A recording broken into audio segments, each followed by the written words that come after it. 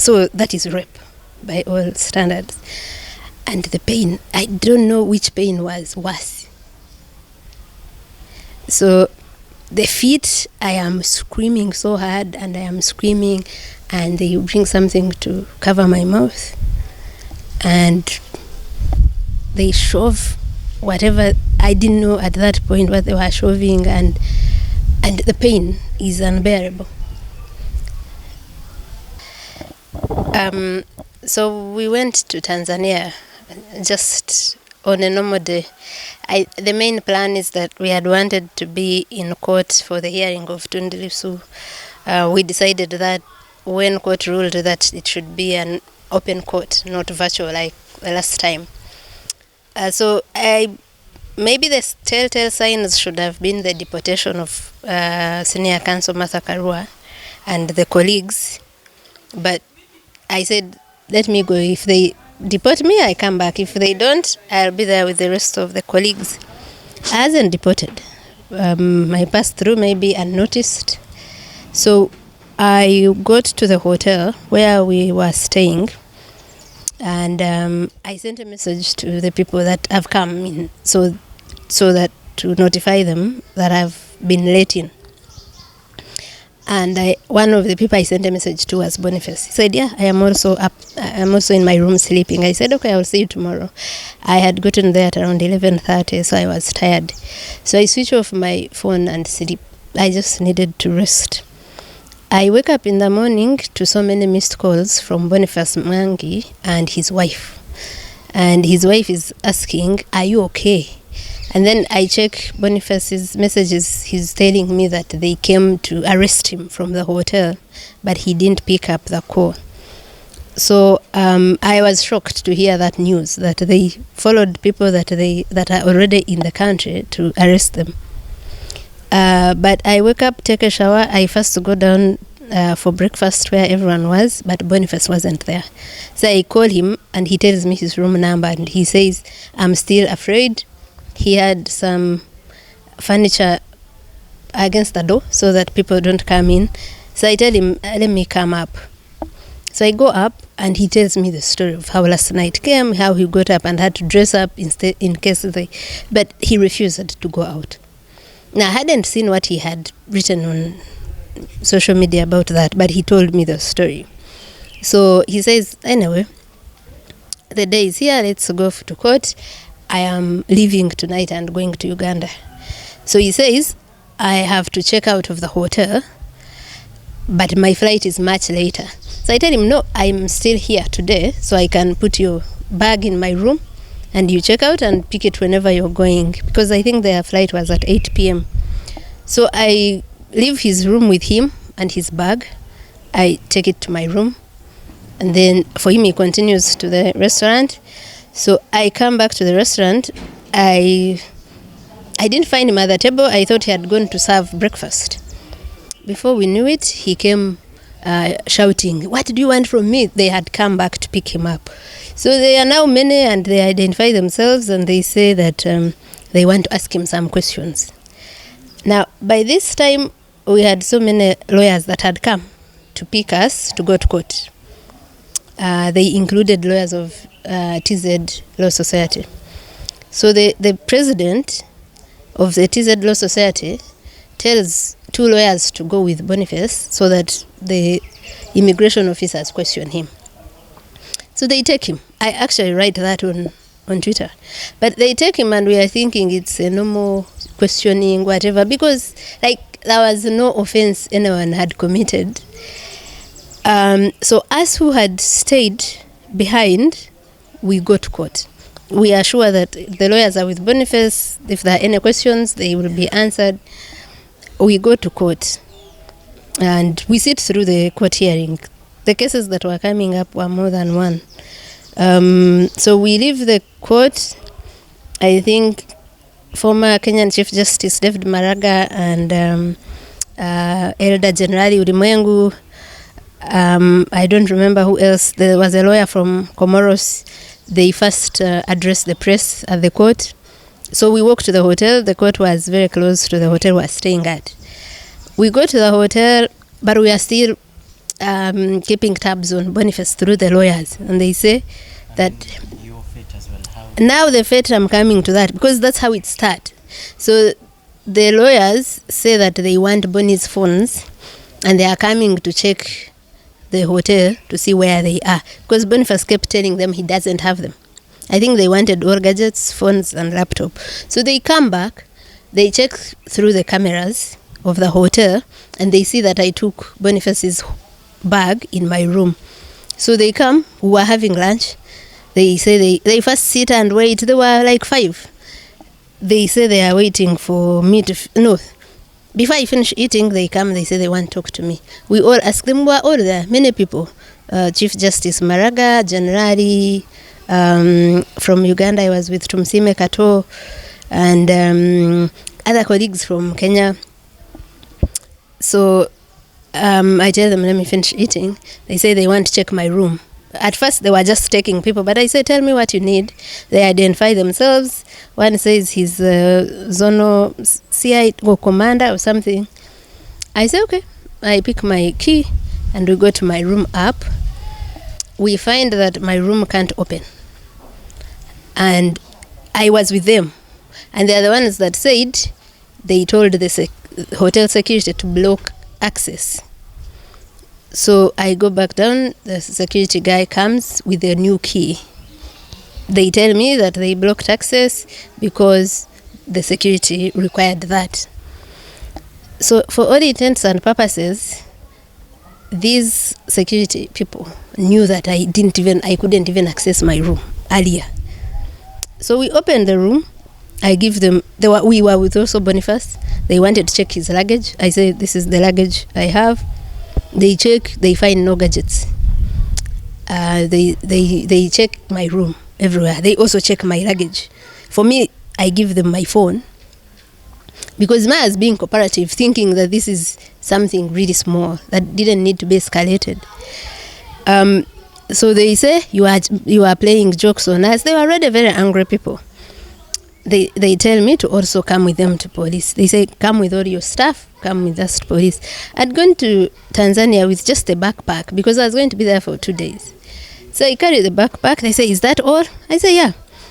They call me, they ask me to take them where I was seated to make sure I didn't leave anything there that belongs to me. They didn't find anything. So General Mwengu asks them, and they say, no, it's a normal procedure. We just have some questions. If they cooperate. So everyone we are with also thinks this is, something small. We go with now another lawyer. So there are 2 or 3. They take us, I think, first to immigration office. Now, the questions for me move from, they first say I'm concealing the gadgets. I said, but I showed you everything. You saw my room. My stuff are here. But they move from that to, what are you doing in Tanzania? What have you come to do in Tanzania? In that tone. And I said, but is coming to Tanzania a crime? Have you put any notice that I don't know, that you don't want other nationals here? If you have put it, how come your immigration officers at the airport have not enforced it? And they get angry. They were just getting angry by the fact that I'm answering confidently or asking a question, because they are not supposed to be questioned. This is their country, and now it goes to... So they go through my passport. They start saying, you come here to disorganize us, to bring your activism here. We don't need your activism. They asked me what had brought me. I said, I have friends here. One of them is in prison. So I wanted to just show support and come for a court hearing. Oh, he's your friend. So you think it's normal to be friends with the person charged with treason? I said, yeah, a friend is a friend, no matter what they are accused of. He said, so do you attend treason suspects cases in your country? I said, even Kizza Besigye is on treason charges, and I attend his hearing. I visit him in prison. So for me, that's what I do. I guess I want to, offer everyone an ear. I want to see if we can contribute to justice where there isn't. So they are angry, very angry. They make us sit there for a few hours, not a few, maybe 3. So now they drive us to a police station. Now, a police station, we find someone angrier. His name is, I need to check his name. I got it because, so what he did shocked me. I have seen impunity because we deal with it every day, but that was on another level. My child shouldn't be here. So, Banga, go and get for me my phone app. So, the policeman, who is very angry, also telling us, you bring your activism here, you will tell us, you will learn a lesson. The threats start there. Now, the lawyers we are with are not doing much to question this. So the policeman takes our luggage, because we already had come with our luggage, and they tell our lawyers that they are detaining us for the night, that the lawyers should go and come back for us in the morning. He had already threatened us. He had threatened, I think with Boniface, he said that they will circumcise him the second time. Yes, with me, he said that they will teach me a lesson, so I will have a good story for Uganda when I come back. He also said, he asked me if I had children, and I said, what have my children got to do with this? And the others were angry. They said, they have asked you a question. I said, well, I just need to understand the question, but if you must know, I have 2 children. Said, you want to get a third one? You will get a third one. I will send you someone to get a third one. We got out, and I told Boniface that I think that's a rape threat.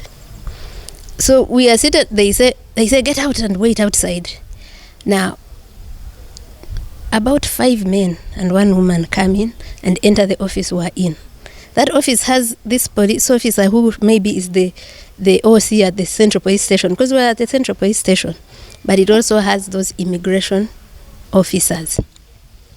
So they come out, the immigration officers we had met, including the 2 that had picked us from the hotel.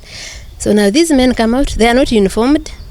They come out, they pick us, and they say, come with us. They are not uniformed. They are. So we think that they are taking us to the detention, but there was everything wrong with that.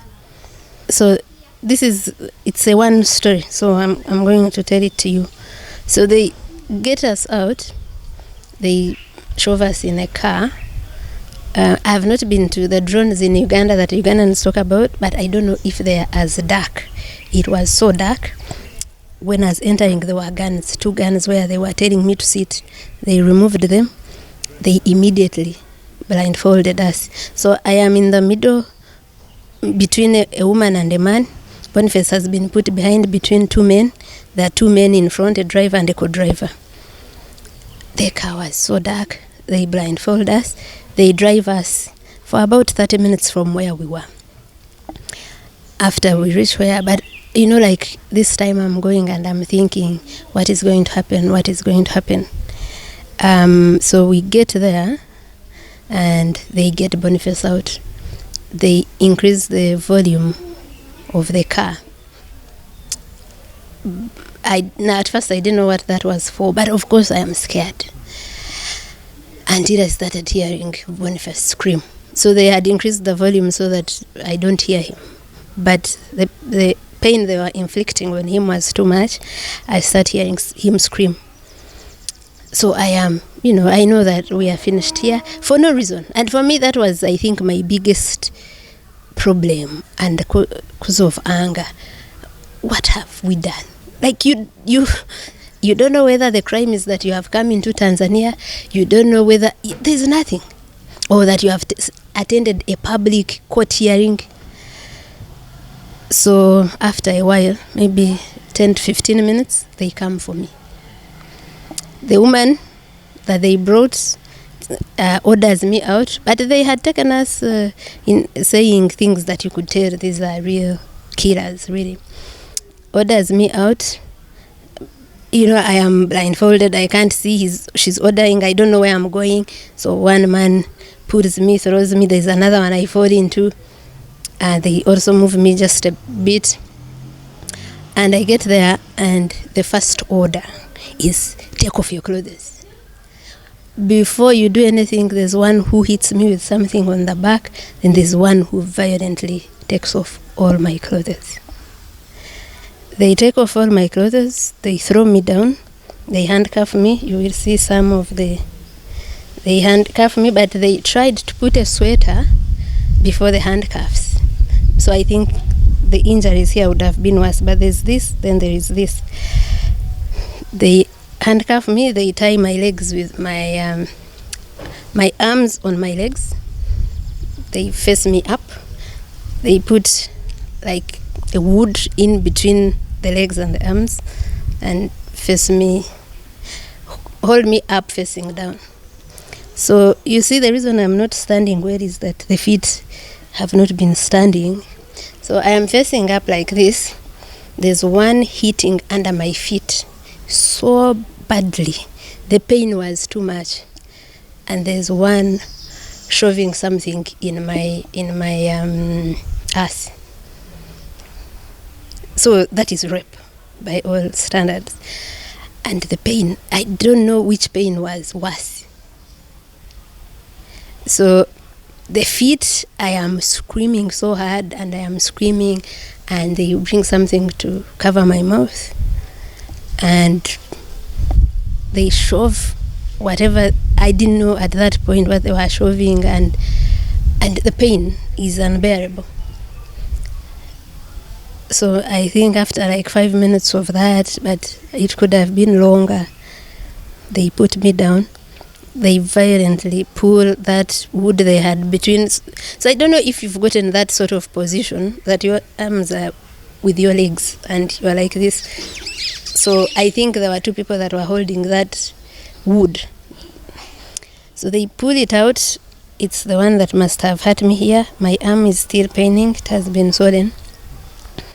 And they put me down. They pour water all over me. And, they are saying all dehumanizing words. And they make me stand here. And now they take off the blindfold. So there's one talking to me. And I can't see, and saying, I'm going to ask you questions. I want you to answer me. The others, now it's when I see that there are like 5 men, plus the one here making them like 6. The others are filming. So they are filming and they ask me, what did you come to do in Tanzania? I tell the truth like I'd been telling it, that I'd come to attend a court case, also to visit a few friends. They say, who are your friends? I said, I have many friends in Tanzania. It's not the first or even the second or third time I've been to Tanzania. But who are your friends? They said, one of them is Generali. Said, so who else did you plan with to come? I said, actually, a couple of us, including even Martha Karua. So we wanted to come and attend the court hearing of Tundu Lissu. Okay, that's what I remember. There was more, but that's what I remember. So as they are still filming, he turns me around again. Now that's when I saw what he was shoving under my ass. It was a fist. So he shoves it under again, enough to get shit out of you and smear it on you as they film. For me, rape has, for all time immemorial, been a weapon of war. The biggest way in which it is a weapon is that they use it as shame to the victims. But me, I refuse to be the ashamed one. Yet you are the one committing heinous, shameful, the most evil crimes. So they are saying what you say here. If you ever say it, we have this video, and I am thinking the video will help us with evidence against you anyway. But of course, you, in this anger, you are saying, okay, in this fear and anguish, you're saying, okay. So they finish. It didn't take long. It was a few minutes of pain, but enough pain, enough dehumanization. So that same man puts me somewhere, pours water all over me, and orders me to dress up. I dress up. I'm blindfolded again. They ask me, do you have children? I tell them how many. I say a number that is not the actual. I say the years that are not the actual. They ask names. I say the names that are not the actual names. They ask me all those things, schools, whatever. But all that is to threaten you further, like really, really inflict fear, so that you never talk about the crimes they commit. So they go. Some leave. But they leave maybe 1 or 2 people to watch us overnight. Now, when they removed my blindfold, that's when I saw Boniface lying there. But I had been hearing him screaming. So they tell me to sit down. That's where we spent the night. It wasn't even like here where you're seeing pavers. It was dusty, whatever. So now the pain is too much. We lie down there all night. You don't know whether they are coming back. You're in that anguish. So in the morning, by morning my feet couldn't stand. They couldn't. So there's this guy that came, I think one of those that had stayed there to watch us, and told us to start moving around. My feet couldn't stand. They were swollen under, they were swollen up.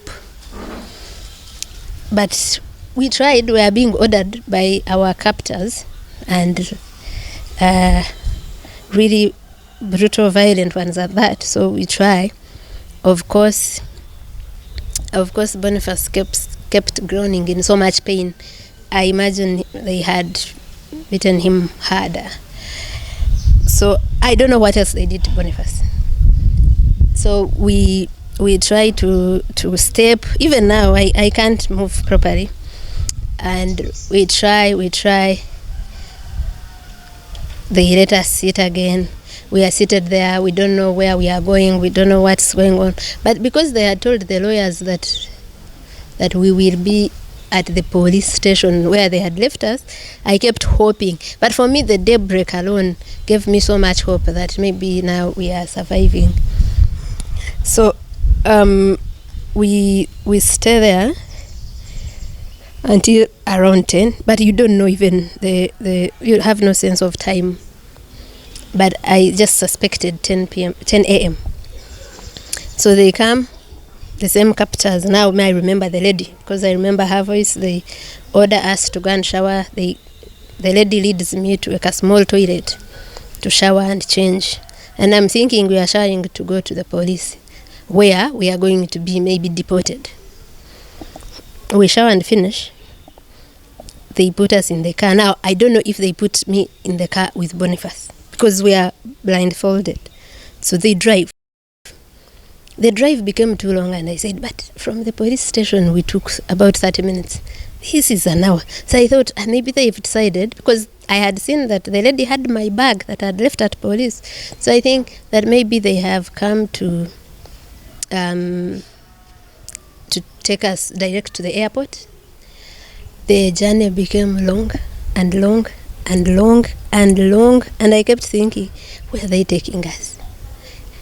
By the time I got a chance to lift my blindfold without them noticing, to see time on the car, it was 8 p.m. The journey that we had started at 10. So I hadn't realized Boniface wasn't there.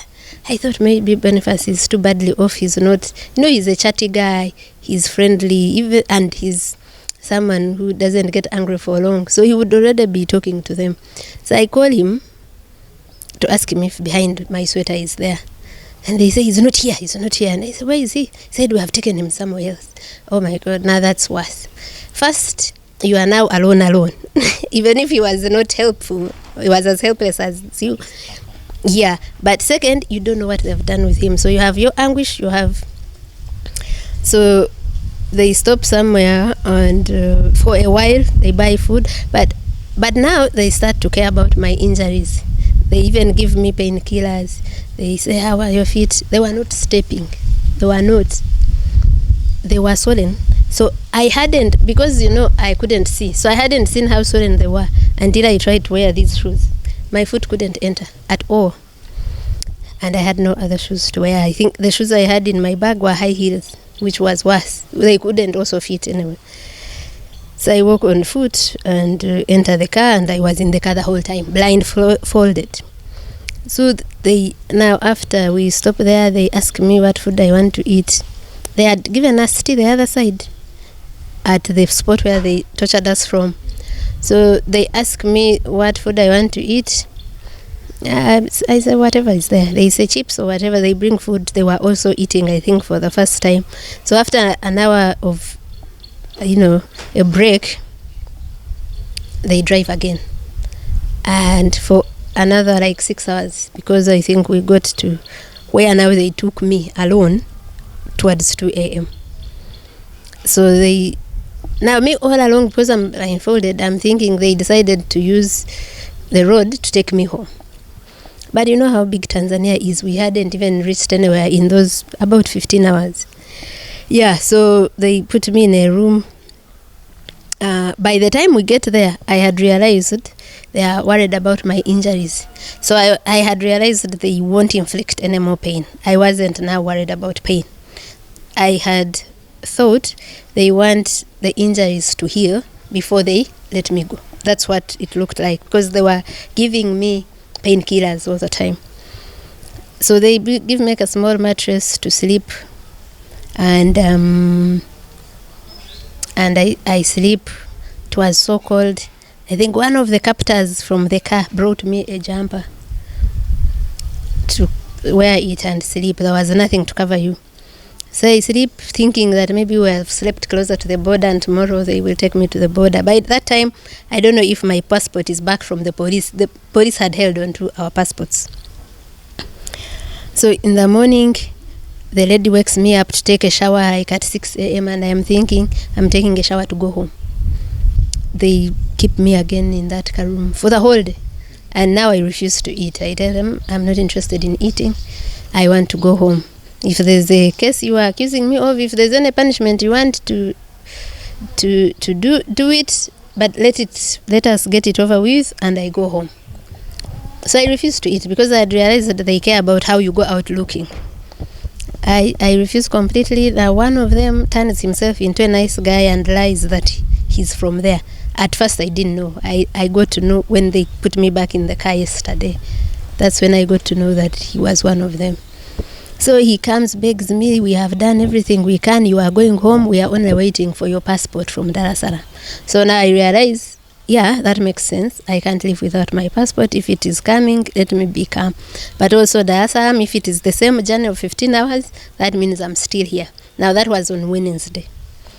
So yesterday, Thursday, I wake up, I still refuse to eat. And I say, if we are going today, don't worry, I will not die in 2 days. I'll eat at home.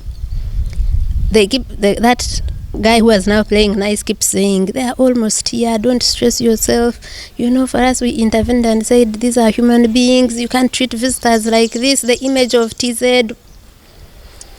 Long story short, I think at around 4 or 5 the car comes and they blindfold me. The lady before she comes to pick me up, but I've spent most of the last 4 days blindfolded. 90% of it, they were opening when I was going to eat and then, or when I have take medicine. Yeah, so they put me in the car and drive again. It was still a long journey. We started it at around 5. I'm blindfolded all through. They are threatening me. If you say what has happened, you will see what will happen to you. And I just keep saying, okay. So we drive for another, must have been 9-10 hours. They get me out of the car after telling me again that, threatening me that if I say anything, what has happened in Tanzania stays in Tanzania. I say, but you mean what has happened on my body? Because I wouldn't mind what is happening in Tanzania if my rights haven't been violated, if I haven't been tortured for no reason. I said, I've told you, you will see what will happen to you. So they get me out of the car and they say, yeah, get out, you are home. That's when they remove the blindfold, and I am thinking, I am home where? I don't know where I am. They said, yeah, Mutukula border is ahead. Just walk. I am limping. I have no money. I have no phone. So I tell them, but how am I going to go home? I from here. They say, you figure it out. They turn around the car. So I start walking, and they had left me more than 2 kilometers from the border itself. Do you know what time it was? I asked the border that rescued me what time it was, and he found me after walking a short distance. I was limping. The border guy said it was 2:42 a.m. So they throw me there. I am walking, but you know, it is night. Yeah, it is scary. But you are thinking, I am better off here in a scary night, bushy, middle of nowhere than in the car with killers. You know the anguish of spending all that time that I spent in the car with them. I am not even seeing anything. So as I'm walking, I see a border passing, I call it. You know, this is now taking your chances. Whether that border is another criminal, you don't know. The guy comes back, but he was a nice guy. He is a Tanzanian. Now he almost made me forget that this whole time in that chain of events I've told you, I didn't meet a sensible or good person. No. So this guy, speaking English with difficulty, says, where are you coming from? Where did you come from? I said, someone dropped me here. Some people had kidnapped me. They dropped me here. Please take me to the border. He said, yes, I will help you. I sit on the border. He takes me. I had never been to Mutukula border. He shows me the side of TZ for immigration. I go there. The guy took so long looking into my passport. There's even where he said, you've overstayed. I'm thinking, what do you mean overstayed in TZ? Like, we have no visa for TZ. But I was so disoriented, so tired. So, like, you can imagine, you haven't eaten, you haven't slept, but all those are things you're not feeling. You're just thinking about what is your family going through, not knowing where you are. All this time, I asked that they just allow me make one phone call. That was refused from the time they were detaining us. So I get there, I just want to go, and the guy is asking things I don't know. I just keep quiet. It's later when he gives me back my passport that I saw it is stamped on the day we are detained at CPS that departure in 2 days by your own means. So they detain us they deport us in our absence when they have our passports. So he takes pictures of whatever he was taking. I didn't even want to know. I just want to get out. I get my passport. This guy is waiting for me, the young man, the border guy, shows me to the Ugandan side. Ugandan side had no one at customs. I go back to the security officer that had told me about, showed me where it is, and I tell him there's no one there, but I ask him to give me a phone, and I make a phone call. I had only one number in my head, and that was my sister's here. So I kept thinking, if it is not on or she doesn't pick, I'm finished. I have no money, I have nothing. So that security officer tells me to go to there's a police just after immigration on the Ugandan side. I go to that police post. There were 2 policemen sleeping, but one wakes up as soon as I enter, and I ask him to help me make a phone call. And he does. I call my sister. I was calling her to send me money so that I get away to come. Surprisingly, I call her, and she hears me on the phone. She wails, and she says, we are in Lukaya. Now I'm wondering, how did they come? Yeah, she said, you wait for us there. We are in Lukaya, but if you need to go to hospital, tell that person to take you to the hospital. In the meantime, they had seen Boniface yesterday. Now, I didn't know Boniface had arrived. I was thinking, where is he? How is he? Yeah, so I sit there. This was the longest wait ever. I think this was 3 a.m. They get to me at around 6. And yeah, and that's when I realized that the nightmare is, well, not over. The trauma stays on, but the immediate danger is over. So yeah, you just got here when we were getting here, because now that's when I started to feel things I didn't feel, like hunger, like exhaustion. So I told them I need to eat something, and from Masakand we came. It's been Like, I don't believe in people getting away with that impunity. I didn't tell you what I need for you to capture. What shocks me in Tanzania, and we've seen impunity here, and kidnaps and torture, but that you are in an office, a public office, with public officials who picked you at your hotel, where they left other people that they told they are going to question you. They move you to another public institution, police, and a police officer calls thugs to pick you from his custody. He's the one accountable for you. He's the one responsible for you. Calls thugs to pick you up and blindfold you and go and torture you. We have not yet reached there. And me, I think that I was really in my heart laughing at them when they were threatening me not to say something. For me, my desire to get justice, either for me or for other people, supersedes any fear. Because at least if you're warning me before you did what you've done to me, but you've already done your worst, what more will you do? But also, why should we let people abuse power to that level, abuse people's rights to that level, violate us to that level? So yeah, I'm going to just rest. I need to go to the hospital and get medical examination.